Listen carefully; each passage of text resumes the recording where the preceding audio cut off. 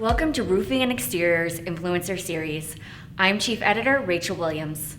Throughout the series, we'll be bringing you video interviews filmed during the International Roofing Expo from thought leaders. On this episode, I'm speaking with Scott Siegal, who is president of Certified Contractors Network. Scott, thank you for joining us.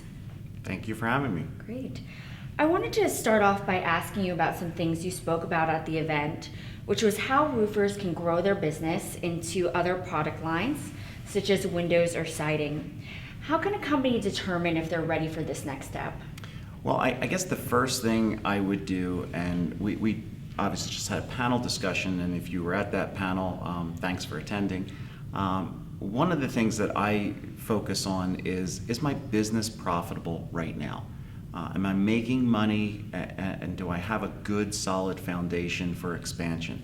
Because if I'm not making money now and I'm having problems with my existing company, just expanding is just going to compound those problems. So it's something that really you have to have your foundation set right before you go into other products. Okay.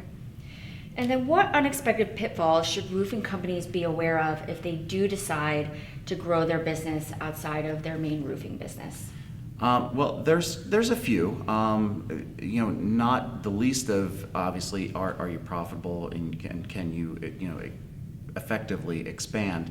But some of the other pitfalls might be the work, the labor that you have. If you're going into windows and you're a roofing company, you've got to worry about what labor is actually going to install the windows, because the same labor that's on the roof is usually not the same labor that can go inside the house. They don't typically do well there. So there's some regulatory issues that we don't have in roofing that we have in windows, such as lead abatement rules, and you have to be aware of those.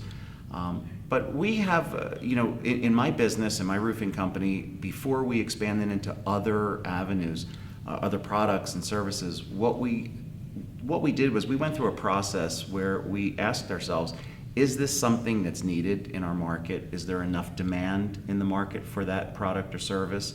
And can we be the best at it?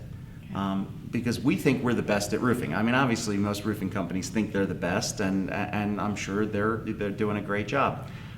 We like to believe that we're the best at what we do in our marketplace. And we don't want to take on another product that we can't deliver that same product and service to our customer base. So we want to make sure that we can do that. Okay. And then the next part is, can we make a profit at it? Is there a way for us to deliver the same kind of customer experience and make money doing it? So those are some pitfalls that you have to make sure that you overcome before you start adding more products and services to what you're doing now. Okay, good advice. In today's crowded market, how can companies provide a unique selling position? Well, you have to first know who you are. And one of the ways to do that is, look, let me start by saying, when we're selling our product and service in the roofing world, we need to make a certain margin to be able to operate our business, to pay the people that we have working for us, to cover our overhead, to provide for retirement, to give people vacation time, all of those things. That takes profits, right? You have to make enough money. So in order to get the right price, you're typically going to be higher priced than your competitors. Because most contractors don't charge enough money for their products and services, and that's just a fact of life. But when we're teaching people how to sell roofing or windows or siding, it really doesn't matter what product.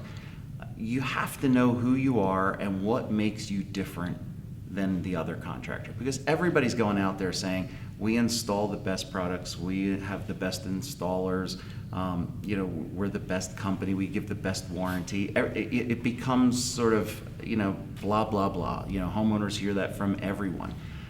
So you have to know what makes you different. And part of that is your unique selling proposition. What about your company makes you different? Most salespeople that I meet from companies around the country, when you ask them, how do you go about selling your product or service, what they end up saying is, well, we tell them our company story and we tell them about the great products we offer, and then we present a price, and then it's please, please, please buy from me. And then they start lowering their price and price drops and things like that. We take a different tact. Our tactic is that we're going and we're showing the homeowner just how safe it is to do business with our company. And if we can show them how safe it is to do business with our company and how risk-free it is for them, that we're so different, we provide such a different experience than other companies out there, price becomes irrelevant. So we're not dealing with the price issue. We're just dealing with, can we solve their problem? Can we alleviate their fear? And that becomes part of our unique selling proposition. What is it about our company that makes us different than the others? And that's what comes out in our sales process. Okay. Well, thank you, Scott. I appreciate you speaking with us. Thanks for having me.